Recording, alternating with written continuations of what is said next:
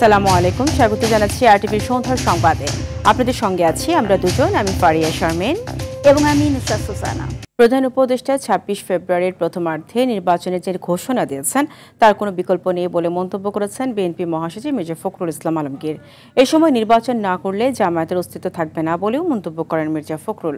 দলটির স্থায়ী কমিটির সদস্য সালাউদ্দিন আহমদ বলেছেন, বিএনপি রাষ্ট্র ক্ষমতায় আসলে আইনি সকল ব্যবস্থা আলাপ আলোচনার মাধ্যমে জাতীয় সংসদে গ্রহণ করা হবে।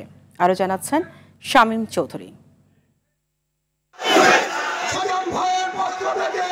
ভারতের পানি আগ্রাসনের প্রতিবাদে পদ্মা বাঁচাও ইস্যুতে চাঁপাইনবাবগঞ্জে বিএনপির গণসমাবেশে যোগ দেন মহাসচিব মির্জা ফখরুল ইসলাম আলমগীর। সেখানে তিনি বলেন, ২৬ সালের ফেব্রুয়ারিতেই নির্বাচন হতে হবে। নির্বাচন যত দেরি হবে বাংলাদেশ তত পিছিয়ে যাবে।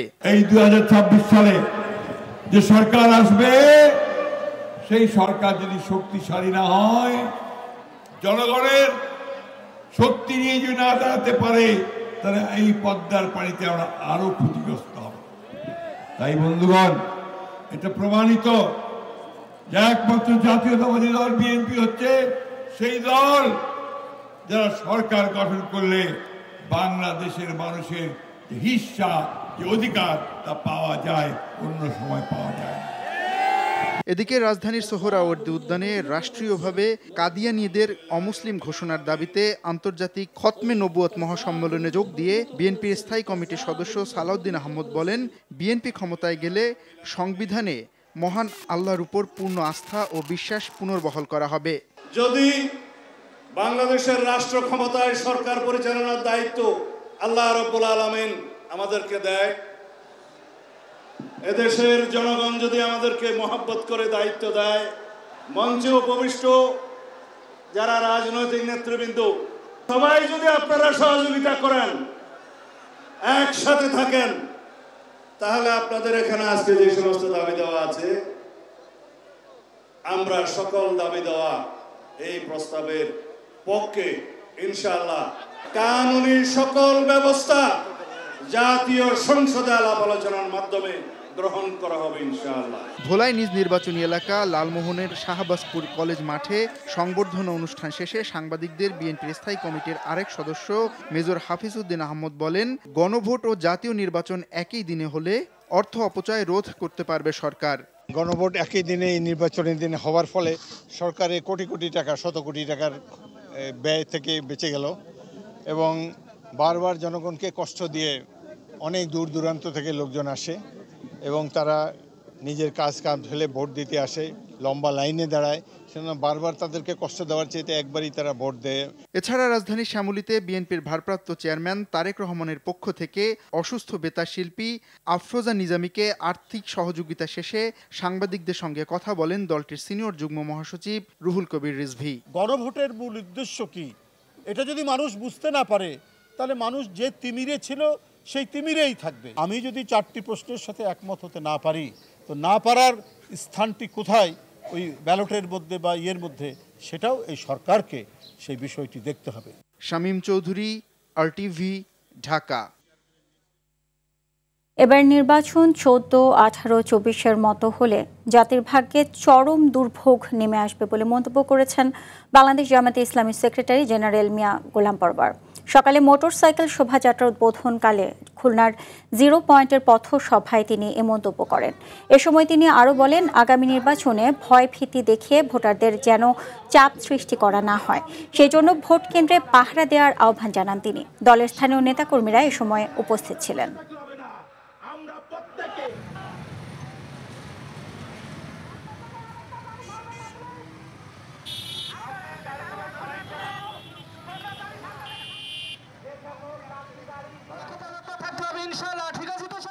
এবারের নির্বাচন যদি 14, 18, 24-এর মতো নির্বাচন হয়, জাতির ভাগ্যে দুর্ভোগ নেমে আসবে। যে আমরা একটি নতুন বাংলাদেশ গড়তে চাই, ভোট কেন্দ্রগুলো পাহারা দেবেন, ভোটারদের জন্য ভয় ভীতি, কারো টাকা দিয়ে প্রচন্ড চাপ সৃষ্টি করা না হয়, প্রত্যেক দল এবং প্রার্থী সমান সুযোগ দিয়ে যেন নির্বাচনী কাজ করতে পারে। সরকারের অভিরুচির উপর জুলাই সনদ অস্পষ্ট করা হয়েছে। আর জুলাই সনদ নিয়ে কয়েকটি রাজনৈতিক দলের সৃষ্ট ধোঁয়াশাও আমরা সন্দেহের চোখে দেখি বলে মন্তব্য করেছেন জাতীয় নাগরিক পার্টি এনসিপির সদস্য সচিব আক্তার হোসেন। শনিবার বিকেলে রাজধানীর ফার্মগেটে বাংলাদেশ কৃষি গবেষণা কাউন্সিলে জাতীয় কৃষি দিবস উপলক্ষে আয়োজিত এক সেমিনারে এসব কথা বলেন তিনি। এ সময় তিনি আরও বলেন, যারা গণভোটের রায়কে প্রত্যাখ্যান করবে তারা জনগণের ম্যান্ডেটকেই অস্বীকার করবে। সেমিনারে এনসিপি সিনিয়র যুগ্ম আহ্বায়ক সামন্তে শারমিন, সিনিয়র যুগ্ম মুখ্য সমন্বয়ক হান্নান মাসউদ সহ কৃষিবিদরা উপস্থিত ছিলেন।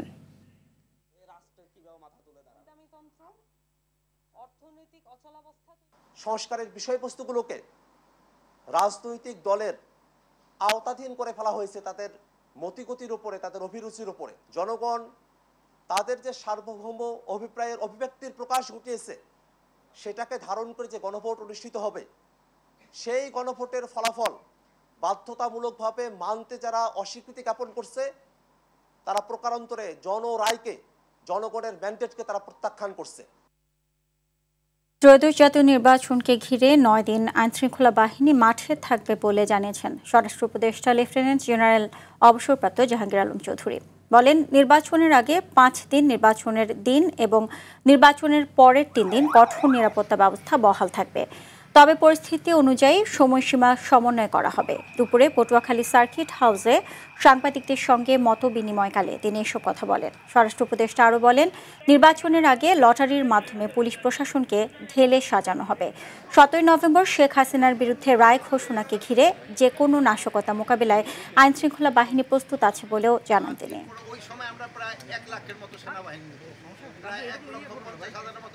যারা নির্বাচনে যাবে তারা দেশের নির্বাচনমুখী হয়ে যাবে, সেই সময় কোনো সমস্যা। আমার মনে হয় তারা অলরেডি নির্বাচনমুখী হয়ে গেছে, যেহেতু সবাই তাদের মোটামুটি তাদের প্রার্থীটা কিন্তু ডিক্লেয়ার করে ফেলছে অনেকই। তো যেহেতু ডিক্লেয়ার করে ফেলছে তারাও কিন্তু অলরেডি ইলেকশনের মুডে চলে আসছে, এই জন্য কোনো ধরনের কোনো সমস্যা হবে না। নির্বাচন খুব শান্তিপূর্ণভাবে হয়ে যাবে। জাতীয় সংসদ নির্বাচনকে ঘিরে রাজনীতির মাঠে যেমন বাড়ছে উত্তাপ, তেমনি বাড়ছে সহিংসতা। হাতাহাতি থেকে ঘটছে হত্যার মতো ঘটনা। নৈরাজ্যের এমন পরিস্থিতিতে অরাজনৈতিক কারণেও হচ্ছে খুন খারাপি।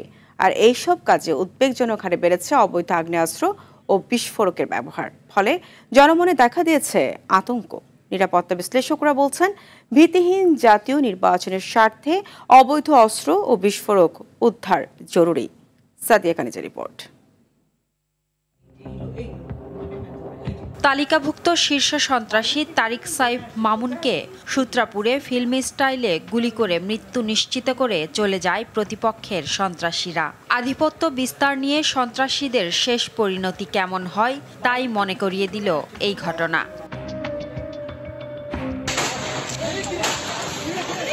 তার 5 দিন আগে চট্টগ্রামে বিএনপি প্রার্থীর জনসংযোগে গুলিতে প্রাণ হারান বাবলা নামের আর এক তালিকাভুক্ত সন্ত্রাসী। দুটি ঘটনায় গ্রেপ্তারকৃতদের তথ্যের ভিত্তিতে ঢাকায় এবং রাউজানে বাড়ি ও পুকুর থেকে উদ্ধার হয় অবৈধ অস্ত্র আর গোলাবারুদ। 5 আগস্টের পর থেকে চট্টগ্রামে 35টি হত্যাকাণ্ডের 22টিতে এবং খুলনায় 41টি ঘটনার 15টিতেই ব্যবহৃত হয় আগ্নেয়াস্ত্র। এ অবস্থায় গেল সোমবার মুন্সিগঞ্জে মেলে অবৈধ আগ্নেয়াস্ত্র কারখানার সন্ধান। 26 অক্টোবর রাজশাহীর বনলতা এক্সপ্রেস ট্রেন থেকে উদ্ধার হয় 8টি বিদেশি পিস্তল, 2 কেজি গান পাউডার ও 2 কেজি প্লাস্টিক বিস্ফোরক। এত সব অভিযানের পরও মেলেনি আরও প্রায় 1300 সরকারি অস্ত্র ও 2.5 লাখেরও বেশি গোলাবারুদের। অবৈধ অস্ত্র উদ্ধারে আমাদের নিয়মিত অভিযান চলছে। এখনো কিছু অস্ত্র উদ্ধার করা সম্ভব হয়নি, যেগুলো উদ্ধারের জন্য আমরা ইতিমধ্যে পুরস্কার ঘোষণা করেছি। যদি কারো কাছে সংক্রান্ত কোনো তথ্য থাকে সেটা আমরা তার পরিচয় গোপন রেখে আমরা অস্ত্রগুলো উদ্ধার করব এবং তাকে যথাযথভাবে পুরস্কৃত করা হবে। নিরাপত্তা বিশ্লেষকরা বলছেন, অবাধ ও সুষ্ঠু নির্বাচনের জন্য অবৈধ অস্ত্র ও বিস্ফোরক উদ্ধারের বিকল্প নেই। সীমান্তে নজরদারি বাড়ানোর পরামর্শও দিচ্ছেন তারা। সীমান্ত দিয়ে যে অবৈধ অস্ত্র প্রবেশ করে এখানে আমাদের বর্ডারকে একদম কমপ্লিটলি সিল করতে হবে। গোয়েন্দা কার্যক্রম অনেক বাড়াতে হবে। যারাই ধরা পড়বে তাদেরকে দৃষ্টান্তমূলক শাস্তির আওতায় আনতে হবে। সরকার আসার পরে সকল বৈধ অস্ত্র জমা দেওয়ার একটা ডেট দিয়েছিল সেপ্টেম্বরের 3 তারিখে। নির্বাচনে অস্থিতিশীল পরিবেশ সৃষ্টি করার জন্যই one of the main reason যে এই বৈধ অস্ত্র এখন যেটা অবৈধ হয়ে গেল, সেই অবৈধ অস্ত্র থানায় জমা দেওয়া হয়নি। পুলিশ সদর দপ্তরের তথ্য অনুযায়ী গেল 10 মাসে দেশব্যাপী হত্যা মামলা হয়েছে ৩,১৪১টি। এছাড়া অস্ত্র আইনে ১,৪৭৬টি এবং বিস্ফোরক আইনে মামলা হয়েছে ৩৩২টি। সাদিয়া কানিজ, RTV, ঢাকা। ক্রসফায়ার আর গুমের ভয় দেখিয়ে সন্ত্রাসীদের দমন না করে আইনের প্রক্রিয়ায় আদালতের মাধ্যমে সন্ত্রাসীদের বিচার হবে বলে মন্তব্য করেছেন পুলিশের আইজি বাহারুল আলম। দুপুরে খুলনা মেট্রোপলিটন পুলিশ লাইন্সে সাংবাদিকদের সাথে মত বিনিময় সভায় তিনি এসব কথা বলেন। আইনের প্রক্রিয়ায় আদালতের মাধ্যমেই সন্ত্রাসীদের বিচার হবে। আইজিপি আরও বলেন, কোনোভাবেই সন্ত্রাসীরা নির্বাচন ঠেকাতে পারবে না। ৪৩,০০০ ভোট কেন্দ্রের মধ্যে ৫০০ থেকে ১,০০০ ভোট কেন্দ্র বন্ধ হলেও নির্বাচন সুষ্ঠুভাবে সম্পন্ন করা হবে।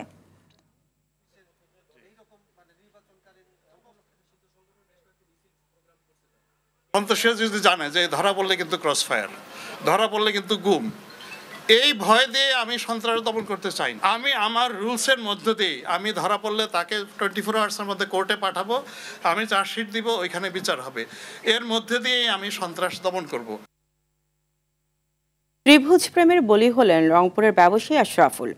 বন্ধু জরেজের প্রেমিকা শামীমার সাথে যৌন সম্পর্ক করতে চাইলে রাগের মাথায় খুন করেন জরেজকে গ্রেপ্তারের পর এমন তথ্য দেন ডিবি প্রধান। জানান, শামীমার সাথে আশরাফুলের প্রেমের সম্পর্ক জেনে যাওয়ায় এ খুন। অন্যদিকে প্রেমিকা শামীমাকে গ্রেফতার করে র্যাব ৩। বিস্তারিত সাকিবুর রহমানের রিপোর্টে।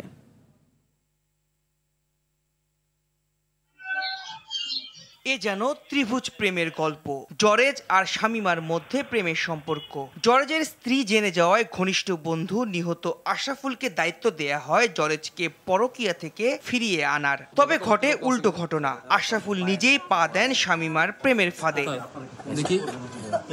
11 নভেম্বর 3 জন মিলে শনির আখড়ায় এক রুমের বাসা ভাড়া নিয়ে সেখানেই আশরাফুল মিলিত হতে চায় শামীমার সঙ্গে। সেখানেই বাদ সাধে জরেজ।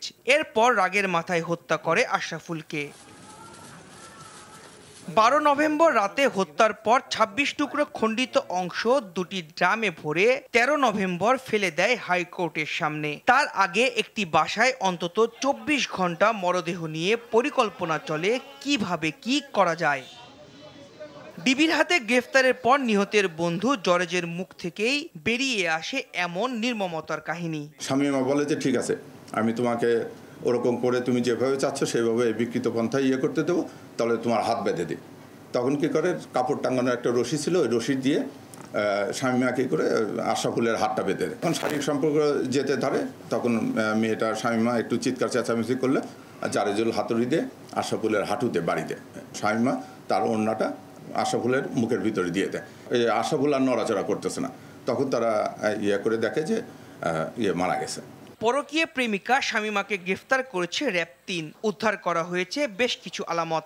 3 লক্ষ টাকা সে পাবে এবং জরেজ এই ব্ল্যাকমেইলের মাধ্যমে 7 লক্ষ টাকা পাবে এবং পরবর্তীতে এই টাকা দিয়ে সে মালয়েশিয়ায় গমন করবেন। এই মহিলাকে দিয়ে 1 মাস তাকে একটা হানি ট্র্যাপের মতো ব্যবস্থা করে এবং আশরাফুলকে প্রভোগ করেছে যেন সে ঢাকায় আসে এবং এরকম একটা পরিস্থিতির শিকার হয়। র্যাব জানিয়েছে 2 সন্তানের জননী সৌদি প্রবাসীর স্ত্রী শামীমার সঙ্গে জরেজুলের বিবাহ বহির্ভূত সম্পর্কের কথা জানানোর পর আশরাফুলও জড়িয়ে পড়েন একই সূত্রে।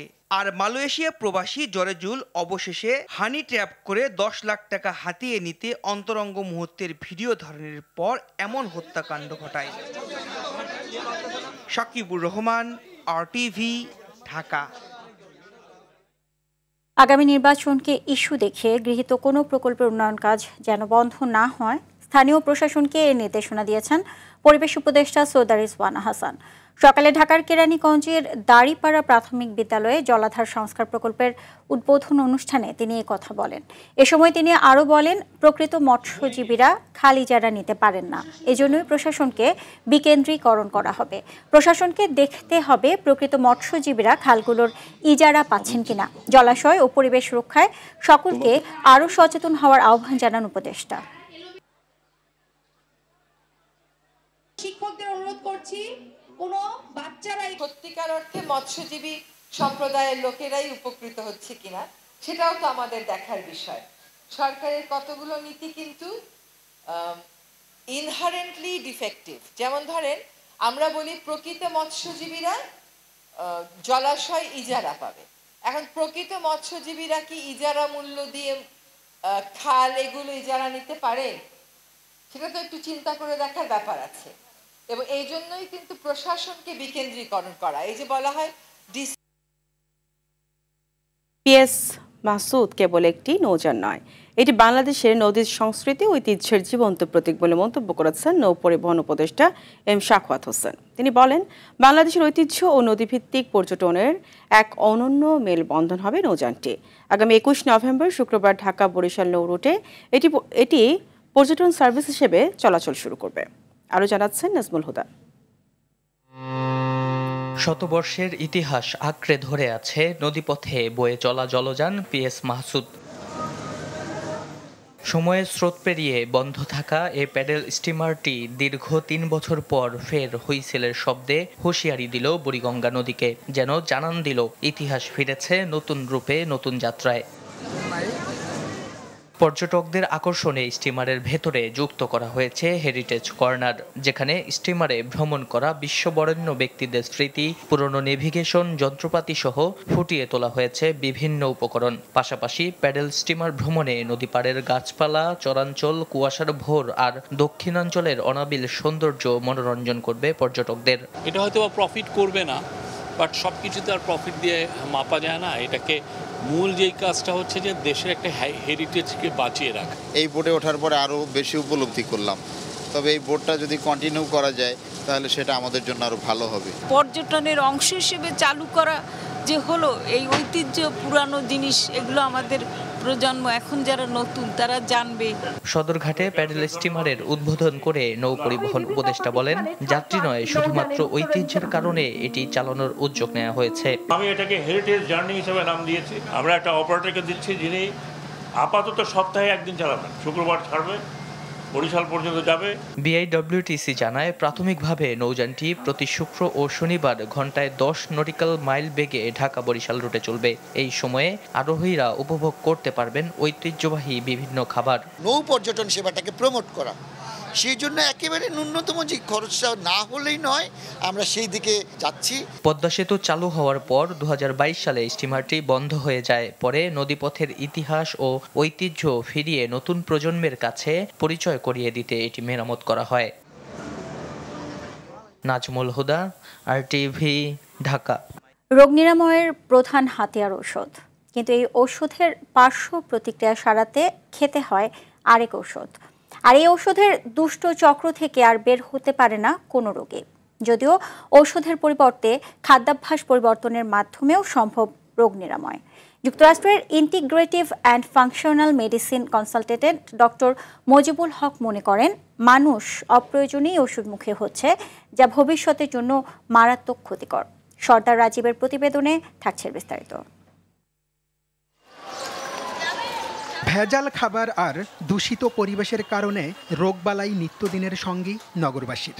দিন কিংবা রাত ফার্মেসিগুলোতে ক্রেতাদের ভিড় সবসময়। কারো গ্যাস্ট্রিক, কারো ডায়াবেটিস, কেউ আবার হার্ট লিভারের সমস্যায় ভুগছে, যার বেশিরভাগই অনিয়ন্ত্রিত খাবারজনিত রোগী। আমার সমস্যাটা মূলত হার্টের প্রবলেম। রাস্তাঘাটে যে ভাজাপোড়া খাবার, হোটেলে খাবার, এগুলোর কারণে মূলত হয়। গ্যাস্ট্রিকের ওষুধগুলো, প্রেশারের ওষুধ, ডায়াবেটিসের ওষুধ, ব্রেনের অনেকগুলো ওষুধ চলতেছে। তবে রোগ মুক্তির জন্য শুধু ঔষধ নয়, খাদ্যাভ্যাসেরও পরিবর্তন, আর সেটি হতে হবে স্বাস্থ্যকর খাবার, এমনটাই বলছেন নিউট্রিশন অ্যান্ড ওয়েলনেস বিশেষজ্ঞ। ডায়াবেটিস, ব্লাড প্রেশার, দীর্ঘদিন পরে ক্যান্সার, এদিকে লিভার ডিজিজ হচ্ছে, এদিকে প্রচুর অ্যালার্জি, ঘুম সমস্যা, হরমোন ইস্যুগুলো, এগুলো পুরোটাই মেটাবলিক ডিজিজ, এবং এগুলোর জন্য কোনো মেডিসিন দিয়ে কাজ হয় না। টেম্পোরারি মেডিসিন ইমপ্রুভ হয়, লং রান কিন্তু মানুষ মেডিসিনের প্রকোপে রোগ বাড়ে, ওষুধ বাড়ে, তারপর সার্জারি হয়, তারপরে এরপর ইমার্জেন্সি যায়। Just like one way journey, কোনো পিছনে ফিরে আসতে পারে না। এদিকে স্বাস্থ্যকর খাবারের নিশ্চিতে এই প্রবাসী চিকিৎসক ঢাকায় গড়ে তুলেছেন অর্গানিক ফুড ব্যাংক। তার মতে, কেউ নিজে উৎপাদন করে খেতে পারলে সেটি আরও ভালো। যারা সুস্থ হতে চায় তারা এসে ট্রেন হবে যে কিভাবে খাবে, কিভাবে চলবে, কীভাবে তাদের বা লাইফস্টাইল ট্রেনিং হবে, এই ট্রেনিং দেওয়ার মাধ্যমে আমরা তাদেরকে একটা সুস্থ জীবন ওয়েলকাম করি। নিরাপদ খাবারের সন্ধানে দিনে দিনে এখানে বাড়ছে চাহিদা।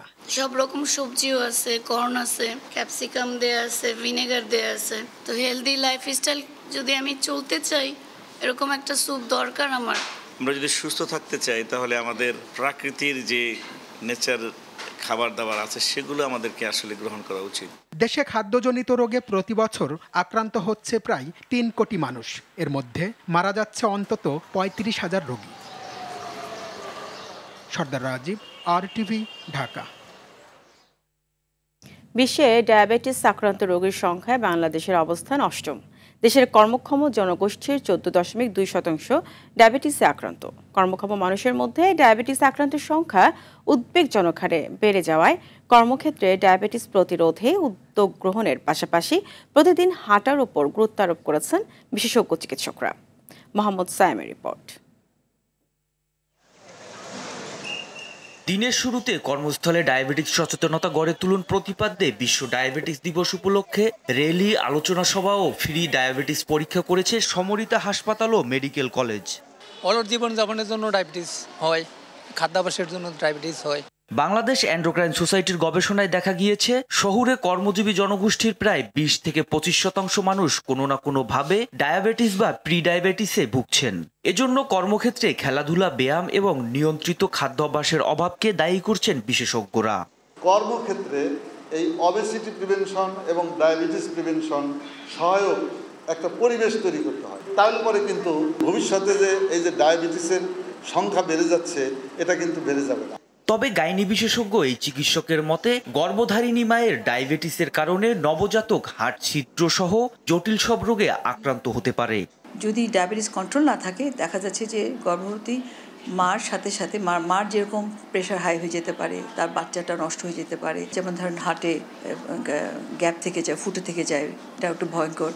হার্ট ডেভেলপ করে না, তারপর হচ্ছে ব্রেন ঠিক মতো ডেভেলপ করে না, পা, শরীর, মাসেল, হাড্ডি, অনেক কিছুই সমস্যা হতে পারে, মানে একটা প্রতিবন্ধী বাচ্চা জন্ম দিতে পারে।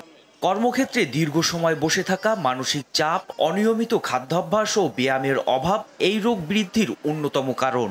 এই পরিস্থিতিতে কর্মপরিবেশকে স্বাস্থ্যবান ও সহায়ক করে তোলা এখন সময়ের দাবি। মোহাম্মদ সায়েম, RTV। সারা দেশে গত 24 ঘন্টায় ডেঙ্গু জ্বরে আক্রান্ত হয়ে 5 জনের মৃত্যু হয়েছে। এ সময়ে হাসপাতালে ভর্তি হয়েছেন 792 জন। স্বাস্থ্য অধিদপ্তরের হেলথ ইমার্জেন্সি অপারেশন সেন্টার ও কন্ট্রোল রুম থেকে পাঠানো ডেঙ্গু বিষয়ক সংবাদ বিজ্ঞপ্তিতে এ তথ্য জানানো হয়েছে। এ নিয়ে চলতি বছর ডেঙ্গুতে মৃতের সংখ্যা বেড়ে 331 জনে এবং শনাক্ত রোগী বেড়ে 83,858 জনে দাঁড়ালো। স্বাস্থ্য অধিদপ্তর জানিয়েছে, গত 24 ঘন্টায় যারা ডেঙ্গু আক্রান্ত হয়ে হাসপাতালে ভর্তি হয়েছেন তাদের মধ্যে ঢাকা উত্তর সিটি কর্পোরেশনে 226 জন, ঢাকা দক্ষিণ সিটি কর্পোরেশনে 121 জন। মৃত 5 জনই ঢাকা উত্তর সিটি কর্পোরেশনের এলাকার বাসিন্দা।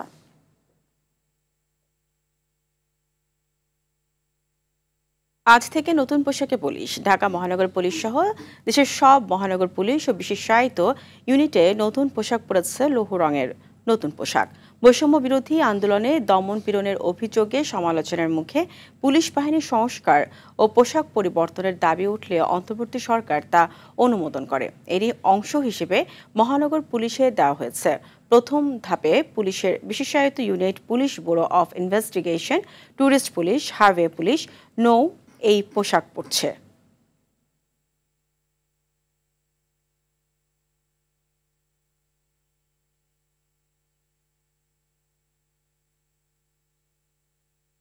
জাতীয় দৃষ্টি প্রতিবন্ধী সংস্থার বার্ষিক সাধারণ সভা ও তাদের মাঝে আর্থিক অনুদান বিতরণ অনুষ্ঠিত হয়েছে। সকালে রাজধানীর বকশী বাজারে সংস্থার প্রধান কার্যালয়ে এ অনুষ্ঠানে সভাপতিত্ব করেন মাধবচন্দ্র সরকার। আয়ুব আলী হাওলাদারের সঞ্চালনায় অনুষ্ঠানে প্রধান অতিথি ছিলেন ঢাকা আইনজীবী সমিতির সভাপতি অ্যাডভোকেট খোরশেদ মিয়া আলম। বিশেষ অতিথি ছিলেন জাতীয় প্রেস ক্লাবের সাবেক সাধারণ সম্পাদক ইলিয়াস খান, সুপ্রিম কোর্টের deputy attorney general advocate M Masud Rana এবং ঢাকা লেডিস ক্লাবের সমাজ কল্যাণ সম্পাদক রাফে আবেদিন।